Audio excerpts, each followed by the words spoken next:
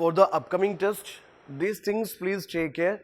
One is, of course, you should know in every subjects the core topics, the core areas to be revised. You should have a clear idea about that. Okay. Now here, practicing the potential questions, both the previous year questions and UPSC standard mock questions, which is very, very important for you. Don't miss it. Yes, stay confident in every test. Sometimes you may feel bit down here. You expected something, but the score was low. Don't be panic, don't be down. Just try to do that self-postmortem, that self-analysis, what done, what gone wrong with that test, what all areas you have the conceptual clarity, what all areas you don't have the conceptual clarity, and work on your weaker areas, improve it. Okay, should have a strategy and stick on to your strategy. It should not be like that every now and then you are changing your strategies. Okay, that will not work out. Practice matters a lot and revision matters a lot. Have a multiple rounds of revisions. Now here, starting with the Harappa, I would say usually what all things you will study in the Harappa. See the geography.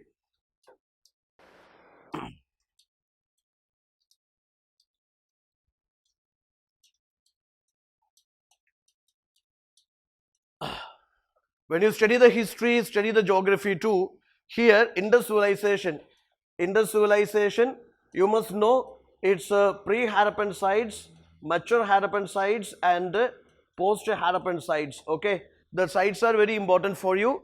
The sites, sites located in the northwest, sites located in the eastern part, sites located in the northern part, sites located in the southern parts, sites located in the central part, and these maritime trade sites, industrial sites. For example, Chahudaro is an industrial site, no? Chahudaro is an industrial site. Lothal is a maritime trade site, Similar way, go for the important inland trade centers of Indus civilization. So the sites are important, cover the sites, and also especially the pre-Harappan sites, mature Harappan sites, post-Harappan sites, and please focus on the findings too. Popular findings from each site. Popular findings from each site, which is important for you. Don't ever miss this. Then they can ask a question like this also.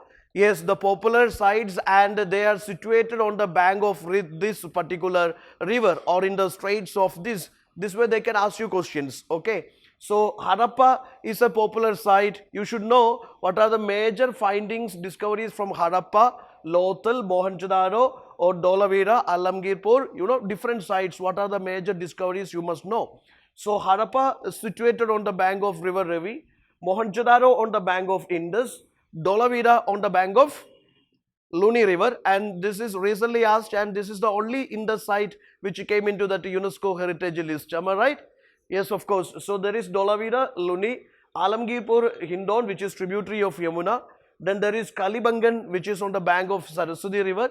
Then there is Lothal, which is on the bank of this Boga River. So please take care, the popular sites and situated on the bank of which river, that thing is very important. You should know whether they are pre-Harappan, mature Harappan, later Harappan, or whether they cover all these different phases. Okay, what are the popular industrial sites, commercial sites, maritime trade sites, inland trade sites, industrial sites, okay, all those. And the Indus sites which is situated towards the northwest of the civilization, eastern side of the civilization, western side of the civilization, southern side of the civilization, you must know. Okay, at least, yes, the popular sites in Rajasthan, Haryana, or in this, like Uttar Pradesh, or in the Pakistan border, or in the Afghanistan border, okay, the popular Harappan sites, you must know, that is very, very important for you. Along with that, cover the fundamental salient features of this civilization.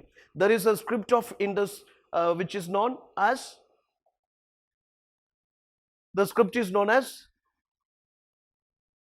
Boustrophedon script, Boustrophedon script. So there are things which you have to cover, religion and this art and craft of civilization, the script of it is not deciphered, the script of the civilization, different factors leading to this decline of the civilization, its international conduct, its economy, all those things, and it followed a currency system or a barter system with regard to trade, barter system, okay. So those things you cover very well.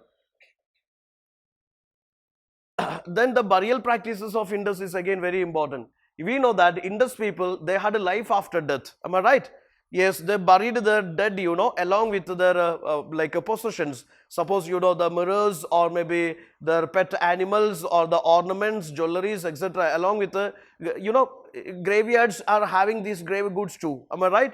Along with the dead, they buried this, whatever these materials or maybe these household items also. Okay, you could see that these ornaments, mirrors, and household this pottery, etc. You can see in these graves along with the dead body, along with the skeleton. You can see this different pottery or these mirrors and different items, because these people had a life after death belief. These people had a life after death belief. Okay, so take care of those aspects.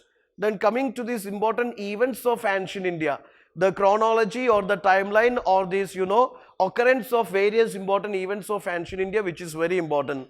For example, 600 BC to 500 BC, which is regarded as the second urbanization, okay, paddy transplantation, second urbanization, rise of Mahajanpadas, 16 Mahajanpadas, Anguttara Nikaya, Buddhist text, that talk about 16 Mahajanpadas. 16 Mahajanpadas means, yes, you should understand that oligarchies were there, monarchies were there. Now, UPSC can ask a question like this: during the time of Rigvedic times, republican states also existed. Actually, republican states, we don't have any idea about existence of republican states. We only have the idea about tribal divisions. So these republican states, oligarchies existed during this Mahajanpadas time. Am I right? It is during Mahajanpadas time. So Mahajanpadas, 16 Mahajanpadas, oligarchies were there, monarchies were there. Oligarchies were there, monarchies were there. Monarchy, for example, let us say this Magadha was a monarchy. Am I right? Magadha was a monarchy ruled by different dynasties, like there is Haringa dynasty, there is Shishunaga dynasty, there is Nanda dynasty, etc. Am I right? Yes. So this paddy transplantation, urbanization, second urbanization in the Gangetic basins, and rise of Mahajanpadas, circulation of Panchamaktu coins, all is happened in this 600-500 BC. Am I right? Yes. Then there is 500 BC to 400 BC. Yes, rulers of Magadha consolidated their power. Which is the most powerful ruling dynasty of this Magadha? Which was the most powerful ruling dynasty? That was Nanda dynasty. First dynasty to rule Magadha, Haringa dynasty. Bimbisara belonged to Nanda dynasty, Shishunaga dynasty, or Haringa dynasty? Haringa dynasty. Chronology of the dynasty, what comes first? Haringa dynasty, then Shishunaga dynasty, then yes, later on the final dynasty, it was Nanda dynasty. Then there was a question, when Alexander invaded India, the ruling dynasty in the east was Nanda dynasty. Last ruler of Nanda dynasty, Dhanananda. Okay, Dhanananda. This Kaudilya was insulted by Dhanananda. Okay, that is the story. Now, these 327 to 325, that is invasion of Alexander the Great. You must understand, when you cover these Greek and Persian invasions, your focus should be on what are the impacts of these foreign invasions. First invasion, Persian invasion, Greek invasions, which happened during this time, and what are the impact. For example, Kharosthi script was introduced in the northwest part of India as a matter of, or as a result of Greek invasion or Persian invasion? Greek invasion or Persian invasion? This Hellenistic art, which got introduced in the northwest, that is as a result of, to some extent, a result of this. Okay, now Kharosthi script introduction is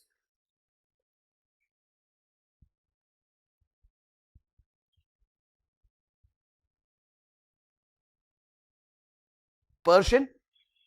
Can we say it is an impact of Persian invasion? Eh? Indo-Greeks, Kharosthi script. Indo-Greeks means it is after Ashoka, but here we say in the northwest part, Ashokan inscriptions were in the Kharosthi script. In central India, eastern India, Ashokan inscriptions were in the Brahmi script. That means even before these Indo-Greeks, this was introduced. Persian invasion? Yes. Now there is assertion of Chandragupta Maurya. Assertion of Chandragupta Maurya.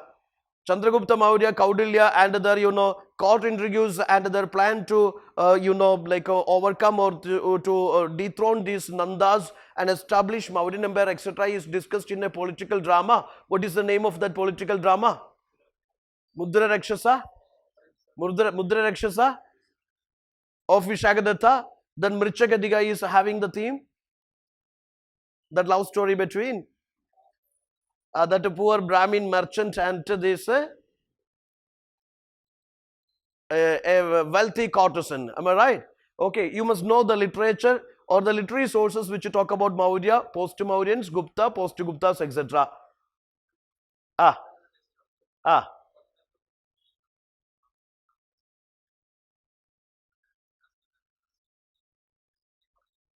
ah. Yes, yes, yes. That I will tell you. Okay, coming to the part of I will tell you. Now, see, this is reign of Ashoka. Yes, 185. That is end of Mauryan Empire. Then 200 to 100 BC. Indo-Greek rule in the northwest. Chola, Chera, Pandyas in the south. Shadavahanas in the Deccan. Take care.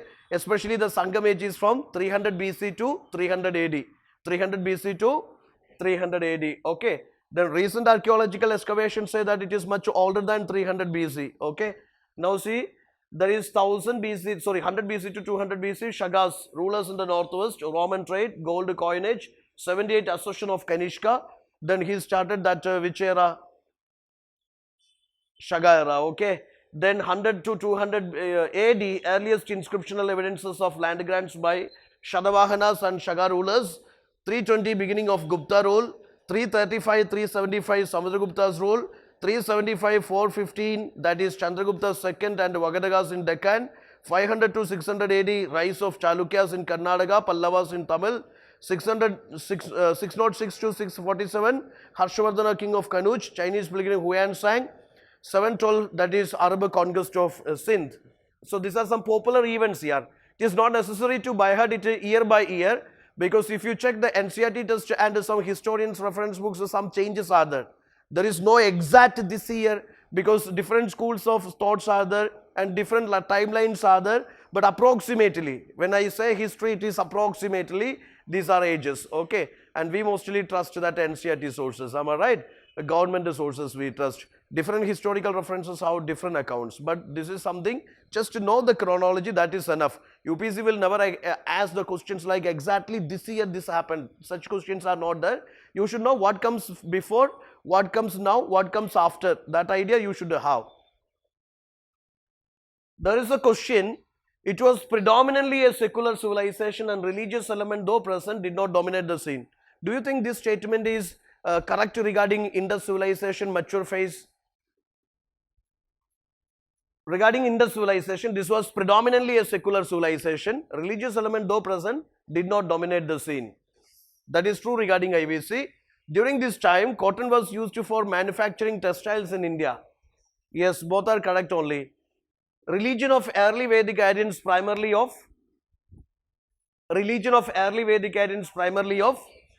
worship of nature and ajanas. Okay. Which of the following applicable to Jain doctrine? The surest way of annihilating karma is to practice penance.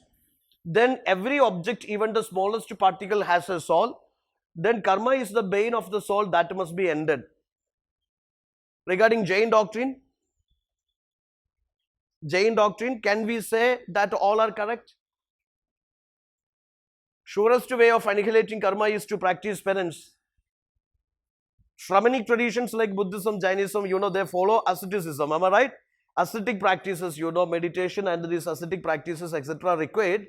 Now here, Jainism, it is extreme on that. Austere, extreme austere life required for salvation, So that is true, second is true, and third is also, that is, yes, karma is a bane of the soul that must be ended, and soul is immortal. Every object has a soul and don't disturb them, am I right? So all are correct regarding Jain doctrine. Which of the following kingdoms associated with the life of Buddha? Avanti, Gandhara, Kushala, Magadha.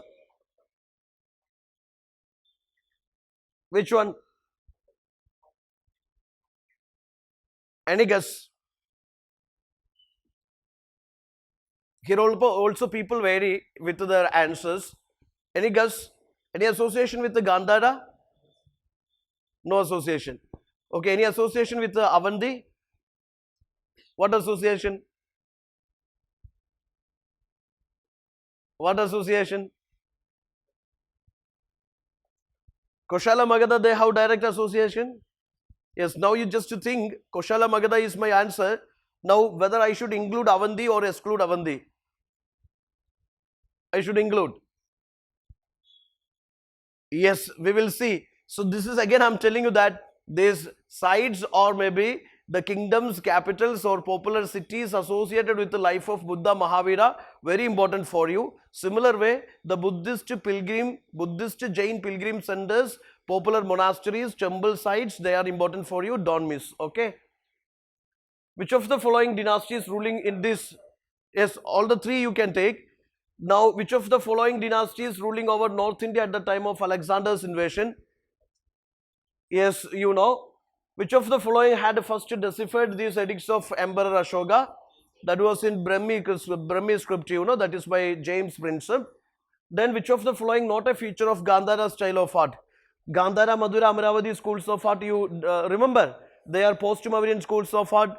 Gandhara obviously on the banks of Indus, then Madura on the banks of Yamuna, and this Amaravati on the banks of Krishna river. Okay, Gandhara used that bluish grey sandstone as the chief material. Madura used spotted red sandstone, and Amaravati used white marble. No? Yes, which school of art is known for narrative art? Amaravati. Which school of art, you know, where this Buddha was not depicted in anthropomorphic traditions, only in symbols and signs? That is also Amaravati. That is also. And which school of art is patronized by Shadavahanas and later Ishavagus? That is Amaravati. And which school of art is patronized by this, you know, Kushana ruler Kanishka? Gandhara, Madura. And which school of art is known for that, you know, Hellenistic realism and anatomical accuracy, etc. given importance? Gandhara school. Which school of art is known as indigenous school of that sculpture? Madura. Madura was purely indigenous. Later on, these Greek influences came into this, you know, Madura. Their Buddha's images were produced, you know, that is without that much anatomical accuracy and precision, where spirituality was given more importance. And Madura is more or less secular also. Gandhara, this Buddha, Jain and these Brahminical figures are sculpted, but Gandhara is purely, yes, that is purely Buddhist themes, Mahayana Buddhist themes being patronized. Am I right? So all those schools you must go. So what is not a feature of Gandhara style? In seated position, they are always shown in cross-legged. The ears are shown elongated. They are never shown with a shaved head. They are always shown in Abhay Mudra. Not a feature of Gandhara. D. D is the feature. They are always shown in Abhay Mudra. They are not always shown in Abhay Mudra. They are always shown in various mudras. Abhay Mudra, Dhyana Mudra, Bhumi Sparsha Mudra, you know, Dharma Chakra Mudra, different mudras. Not always in Abhay Mudra. Okay. So take care of the extreme statements. Then this is something we know that the golden age is regarded as Gupta age is regarded as the golden age of ancient India due to various findings in science, medicine, astronomy, astrology, or in this literature, art, architecture, etc. Now, can you just make an answer to this question? Time taken by Earth to orbit the Sun, calculation of the value of pi, invention of the digit 0, then game of snakes and ladders.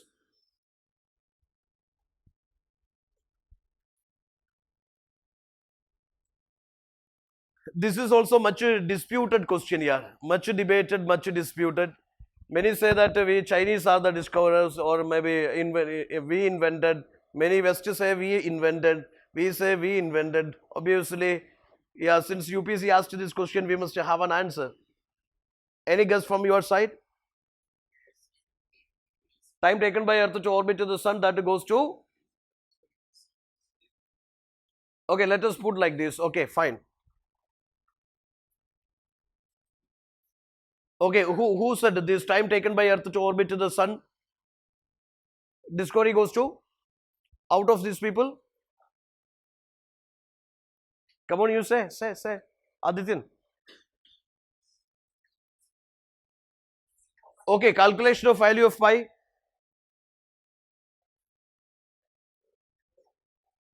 Aryabhatta? Allah. Bhaskaracharya?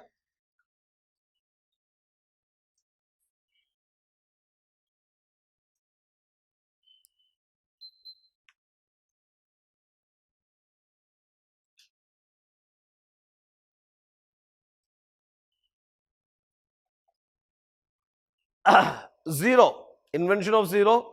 Invention of digit zero. Zero used as a digit.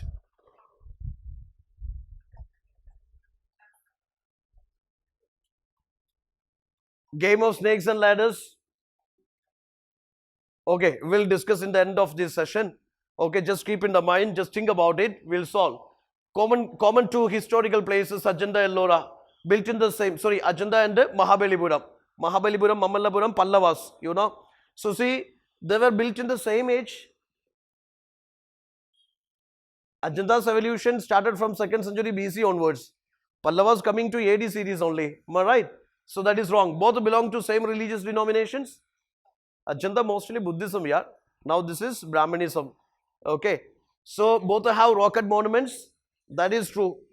So only 3 is the correct one. Second, first and second are not common to Ajanta and Mahabalipuram. Some popular dynasties are there. As this map shows, you know, some popular ruling dynasties and their founders, which is important for you. For example, Pala is founded by Gobala. Then Kadambas, you know, Maurya Sharman, Hoysalas. Okay, just to have an idea. Sometimes UPSC asks this type of the questions also. Match the pair. Dynasties are given, or maybe popular rulers, or maybe founding fathers. That will be the matching pairs. You know, sometimes they ask this type of the questions too. Now, rest of them we cover in the regular session, but that you keep in the mind, dynasties and their popular rulers, founders, which is important. A similar way, let us go for, there is a popular ruler belonging to Shaga dynasty, which is, you know, Rudradaman. Junagadh rock inscriptions talk about Rudradaman, his military expeditions, his fight with the Shalavahanas, repair of the Sudarshana lake, etc., etc. Okay. Then there is, you know, there is a popular dynasty which ruled this Odisha, Kalinga state. Kharavela belongs to that dynasty. What is that ruling dynasty? Chedi dynasty. What dynasty? Chedi dynasty. Okay. Pulageshin second belongs to which dynasty? Or which kingdom? That is Chalukya kingdom. Chalukya kingdom. So the kingdoms, dynasties, please don't ever miss. They are important for you. Okay. Then this Vardhana dynasty or Pushyabudhi dynasty. Harshavardhana belongs to that Pushyabudhi dynasty. Okay. That way you cover the popular dynasties, kingdoms and their popular rulers. Similar way, Periplus of Erythraean Sea, which talks about this ancient Indian ports here. Ancient Indian ports. Very popular ports. See, Shalavahanas founder is Shrimuga, Andhra Shrimuga, Pallavas, the Simha Vishnu, Vagadagas, Vidya Shakti, Gaudas, Shashanga. These are some dynasties and the popular founding fathers. Okay. So see that there is Shalavahanas, Andhra Shrimuga, then Pallavas, Simha Vishnu, Vagadagas, Vidya Shakti, Gauda, which is, you know, Shashanga. So some important dynasties and some important founding fathers of the dynasties. Yes, just cover. The popular ancient ports. You must know some popular ancient ports on the west coast, east coast and in the south. For example, Puhar is a popular ancient port that was during, popular during the Sangam age. Am I right? Tamralpatti, you see that there is on the east coast. You see that in Bengal it was a popular trade port and it had a trade with the Southeast Asia and this, you know, like China, etc. Similar way, Broch is a port, ancient port which is on the west coast or east coast? Broch, west coast. Okay. So now the popular ancient ports on the western coast, eastern coast or in the south, you know, popular ports you must cover. Then see, there is a question, this is again an important part of this ancient India important module on Buddhism, Jainism. So just try to understand the popular. Yes, Buddhism, Jainism, their similarities, dissimilarities, you know, they are Shramanic traditions. And some common features are there. Yes, both used commoners language here. Buddha used Pali, Mahavira used Prakrit language. Then see, both emphasized non-violence. both believed deliverance from eternal chain of birth and death. Both denied the authority of these Vedas. Both denied the authority of the Vedas, and both denied infallibility of these Vedas. Infallibility of Vedas. Both opposed to ritualism and sacrifices, and both laid great stress upon a pure and moral life rather than practice of ritualism. These are some common features of Buddhism, Jainism. Similar way, both were inspired by ascetic ideals and philosophy of Upanishads. Philosophy of, do you think they believe in creator God? Buddhism, Jainism believe in creator God? Buddhism, Jainism believe in creator God?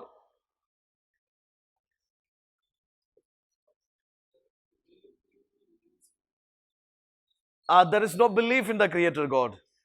You know, Samkhya school of philosophy also does not believe in the creator God.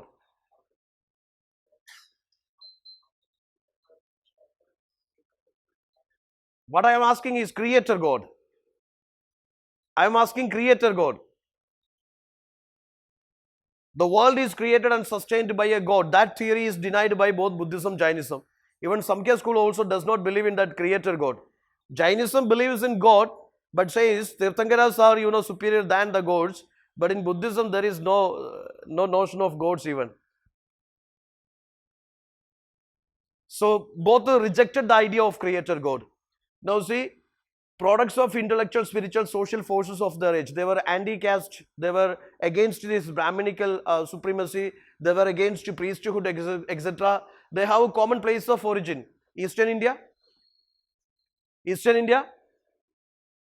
Yes, it is eastern side, towards the eastern side, and it was a non-Aryan movement too. Now, Kshatriya caste, both belong to that Kshatriya caste, both appealed to socially downtrodden. They did not attack the caste system, but they opposed to the caste system. Okay. Then see, differences are also there. Mahavira is a reformer. He is not the founder. He is the 24th Tirthankara. Am I right?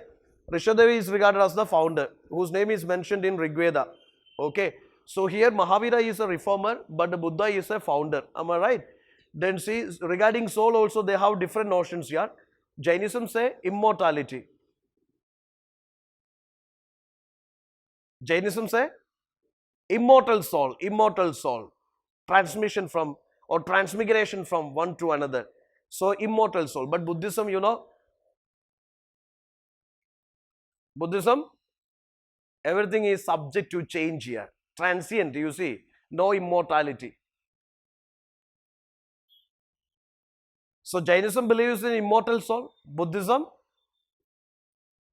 everything mortal, everything, subject to change. Concept of ahimsa, that is more strong in Jainism. Buddhism, moderate.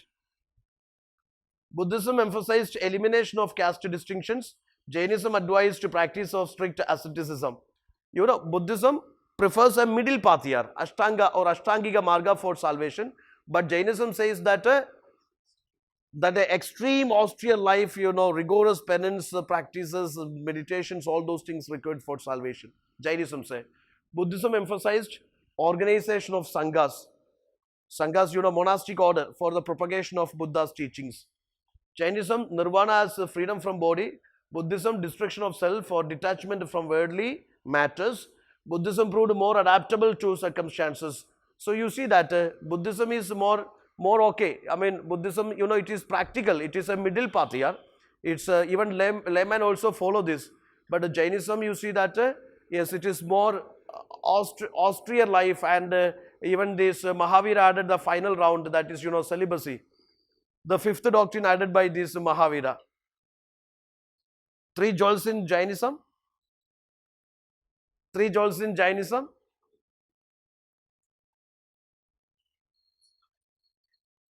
Samyak Charita, Samyak Jnana, Samyak Darshana. Am I right? Am I right? Right knowledge, right action, right to conduct. Am I right? Coming to Buddhism, 3 jewels is Buddha Dhamma Sangha. Buddha Dhamma Sangha. Okay. Now see, some ancient poets. Can you see this? I shared in the groups here. The popular poets, you just to take care. What are the popular poets? Just to take care. Yes, this Tamulak or Tamalalpatti in the Ganga Delta that handled this trade in the eastern side here. Trade with the Southeast Asia, Suvarnabhumi, etc. Broch, Sobara, Kalyan, these are west coast ports here. West coast ports. Then south you see Puhar. During the Sangam age, Puhar was a popular port city. Similar way, Korke, Arikamedu, this Markanam, etc. Tondi, Mussoorie, all these are some popular South Indian ports during Sangam age. Cholachera Pandya's times. Cholachera Pandya's times. Okay. And even these gold coins, issued by this Augustus Tiberius Nero. Such a Roman gold coins also discovered from Arikamedu or this from this, Sangam sites in the south. Okay. That means this trade was so strong here. Roman Empire was flourishing that time. And you see, from the spices, the spices go to the, and gold coins comes here. The trade, balance of payment trade, that was always in favor of Indians, Yes, you see that, there was rich trade in these Sangam age times, trade with the Roman Empire they practiced.